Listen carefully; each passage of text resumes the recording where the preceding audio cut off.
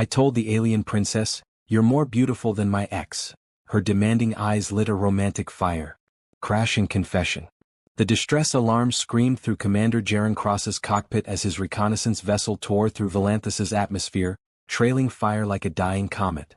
3 months had passed since Sophia had walked away, choosing her corporate promotion over their 5-year relationship, and Jaren had volunteered for this solo deep space mission to escape the ghost of her perfume that still haunted his quarters on the orbital station. Now, as crystalline trees rushed up to meet him, he wondered if running from heartbreak would be the last mistake he ever made. The impact rattled his bones, but the ship's emergency protocols saved his life. Jaren stumbled from the wreckage into a forest that defied physics. Trees of pure crystal hummed with inner light, and the ground beneath his boots felt warm, almost alive. He'd barely taken 10 steps when figures materialized from the prismatic foliage, tall beings whose skin seemed woven from starlight itself. At their center stood a woman who stopped his breath. She moved with liquid grace, her form wrapped in flowing garments that shifted between silver and deep violet. Her eyes held depths that reminded him of nebulae he'd observed through telescopes, infinite and captivating. Unlike the guards flanking her, she wore no weapons, only an expression of keen intelligence mixed with something he couldn't quite name. "I am Ambassador Seraphine Valora," she announced, her voice carrying melodic harmonics that resonated in his chest. "You have violated our sovereign airspace, human." Still dizzy from the crash, nursing a bleeding cut above his eye, Jaren's filter completely failed him. The words tumbled out before he could stop them. "You're more beautiful than my ex ever was." The moment the comparison left his lips, he wanted to take it back, but exhaustion and emotional rawness had stripped away his diplomatic training. Seraphine's guards raised energy weapons, but she lifted one elegant hand, freezing them in place. Her silver eyes studied him with new intensity, swirling with colors he had no names for.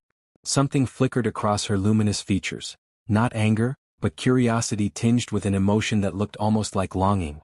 "Your ex?" she repeated, taking a step closer. The air between them seemed to shimmer.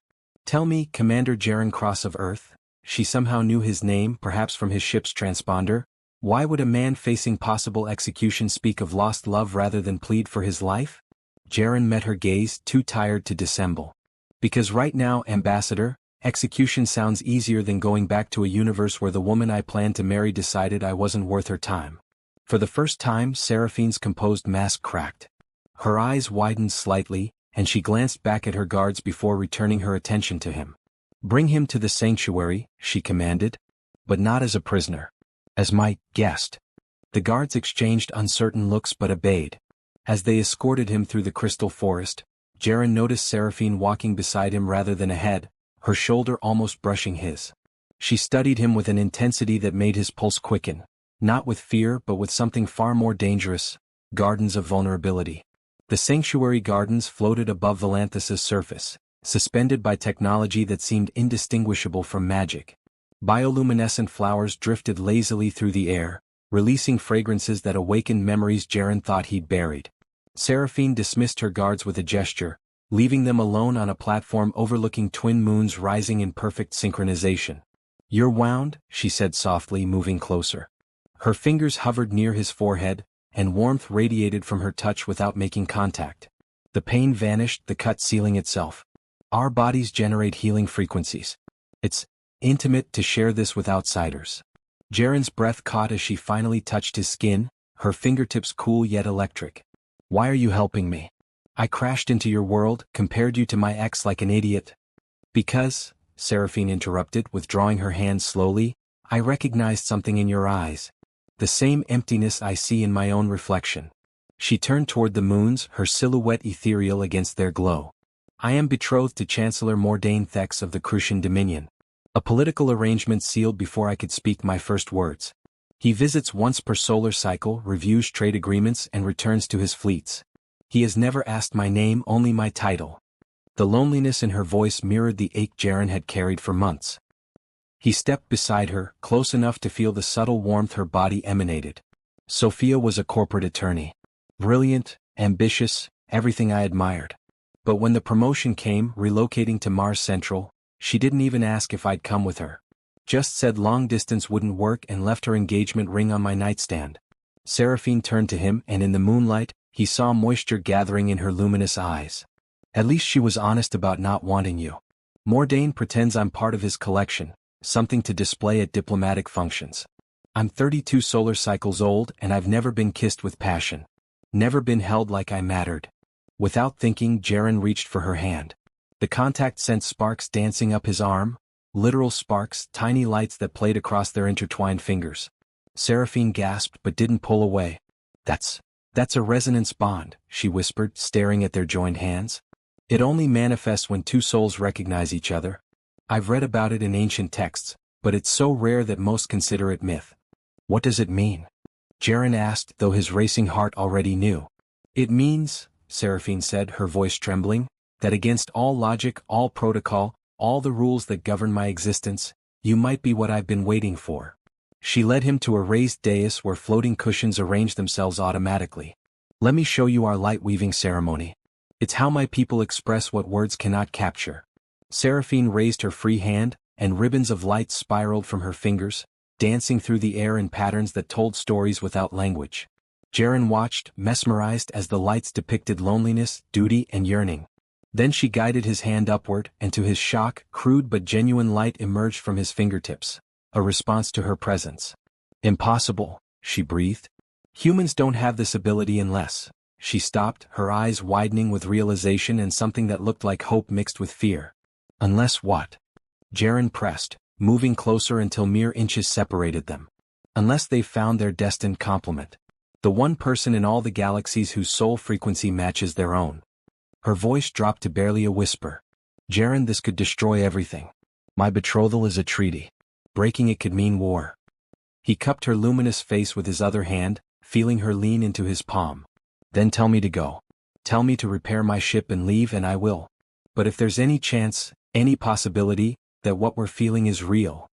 Seraphine closed the distance between them, resting her forehead against his.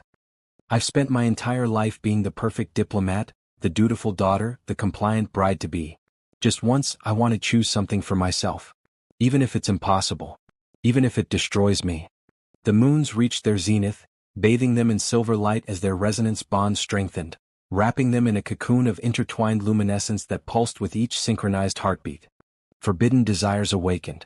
The following evening, Seraphine led Jaren through hidden passages beneath the sanctuary to a private observatory where the ceiling opened directly to space. Meteor showers painted streaks of gold and crimson across the void, each one trailing stardust that glittered like scattered diamonds. I come here when the weight of duty becomes unbearable, she admitted, settling onto a viewing platform designed for two. Chancellor Thex arrives in 5 days for our annual treaty renewal. After that, we proceed to the binding ceremony. Jaren sat beside her, their shoulders touching. The casual contact sent pleasant warmth through his body. And you've accepted this? Just like that. What choice do I have? Seraphine's voice cracked. My people depend on the alliance. The Crucian Dominion controls the trade routes we need to survive. Personal happiness is a luxury I was never meant to afford. He turned her face toward him gently. Sophia taught me that living half a life isn't living at all. She was wrong about us, but she was right about one thing: we only get one existence.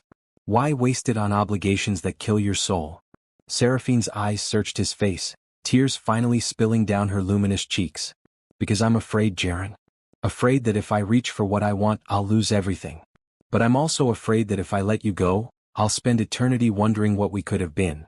The meteor shower intensified, and Jaren made his decision. He leaned forward slowly, giving her every opportunity to pull away. Instead, Seraphine closed the distance, pressing her lips to his in a kiss that sent shockwaves through both their bodies. The resonance bond exploded around them, light erupting in waves that matched their racing pulses. Seraphine gasped against his mouth, her hands finding his hair, pulling him closer with desperate hunger. Jaren wrapped his arms around her waist, feeling the warmth of her body through the thin fabric of her garments. I've never, she managed between kisses, her voice breathless and wonderstruck. Neither have I, he murmured, though it wasn't true in the literal sense. But nothing with Sophia had felt like this, like two souls finally finding their home. Not like this. Never like this. Seraphine pulled back slightly, her chest rising and falling rapidly.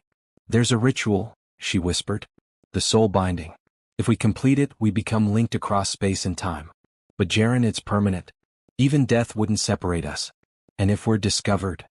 I don't care about consequences anymore, he said fiercely, cupping her face with both hands. For the first time since Sophia left, I feel alive. You make me want to believe in impossible things. She stood, extending her hand to him. Then come with me. But know that after tonight there's no going back. We'll be bound in ways your people don't have words for. Jaren took her hand without hesitation. She led him to an alcove hidden behind a cascade of crystalline water, where cushions of impossible softness awaited. The space was intimate, private, protected by shields that hummed with protective energy. Seraphine's fingers trembled as she began unwrapping the intricate bindings of her garments. In my culture, to reveal oneself completely is to offer total trust. Will you accept what I give, knowing I can never reclaim it? Jaren reached for his own uniform fastenings, his eyes never leaving hers. I'll treasure it. I'll treasure you. Every moment, every breath, everything you are. As fabric fell away, the resonance bond intensified until they glowed together, two beings becoming one in the ancient way of her people. Seraphine guided his hands, teaching him the sacred touches that connected soul to soul, heart to heart. Jaren responded with the tenderness and passion he'd kept locked away, pouring everything he felt into each caress, each whispered word. Their union unfolded like a cosmic dance, gentle then urgent, hesitant then confident, always reverent. Seraphine cried out as their bond completed, her light merging with his energy in an explosion of colors that rippled through the observatory. Jaren held her through wave after wave of sensation, feeling her emotions as if they were his own: joy, relief, belonging, love. Afterward, they lay intertwined beneath the meteor shower, her head on his chest, his fingers tracing patterns on her luminous skin. I feel you here, she whispered, placing her hand over her heart. Like you've always been there and I just hadn't noticed. Jaren kissed her forehead. Then we face whatever comes together. I'm not losing you, Seraphine. Not to duty, not to politics, not to anything. But even as they held each other, neither noticed the small surveillance device hidden in the observatory's corner. Chancellor Thex's spy network already transmitting evidence of their forbidden union back to the Crucian Dominion fleet. The Chancellor's wrath. Jaren woke to alarms shrieking through the sanctuary, Seraphine already on her feet, her face pale with terror. Through the observatory's transparent ceiling, he saw them. Dozens of warships emerging from hyperspace, their hulls emblazoned with the Crucian Dominion's crimson insignia. He knows, Seraphine whispered, her voice hollow. Mordain knows everything. A communication channel forced itself open, projecting a holographic figure into their space. Chancellor Mordain Thex was tall and angular, his features sharp as broken glass, his eyes cold and calculating. Ambassador Valora, he said, his voice dripping with contempt. How disappointing to discover my betrothed has been polluted by human filth. Mordain, please, Seraphine began, but he cut her off with a gesture. You've violated our treaty, endangered your entire world for a moment of weakness with this insignificant creature. I'm being generous, Seraphine. Surrender the human for immediate execution, submit to memory cleansing and proceed with our binding as planned. Refuse and I'll reduce Volanthus to asteroids. Jaren stepped forward, placing himself between Seraphine and the hologram. She's not property you can threaten and manipulate. If you had any honor, you'd release her from this sham engagement. Mordain's laugh was like breaking ice. Honor? From a species that hasn't even mastered intergalactic travel? You have 1 hour, Seraphine. Choose wisely. The hologram vanished.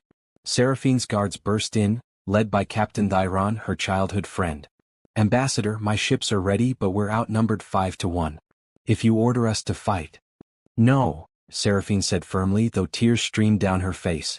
I won't sacrifice my people for my happiness. Jaren, you need to go. Your ship, we've been repairing it in secret. It's equipped with Volanthian navigation systems now. You can make it back to Earth. Jaren grabbed her shoulders. I'm not leaving you to have your memories erased, to become his mindless bride. The bond we share, can he even do that? The process will kill me from the inside, she admitted, her voice breaking. I'll be alive but empty. A shell performing duties without knowing why I feel so hollow. She pressed something into his hand, a crystalline data chip. This contains everything I feel for you, recorded at the soul level. If I survive the cleansing, maybe someday it can help me remember. Like hell, Jaren growled. He turned to Captain Thyron. How fast is my ship now with your upgrades? Thyron's eyes widened with understanding. Faster than anything in Mordain's fleet. But Ambassador Valora, if you flee. Then I'm choosing myself for once, Seraphine said, her despair transforming into fierce determination.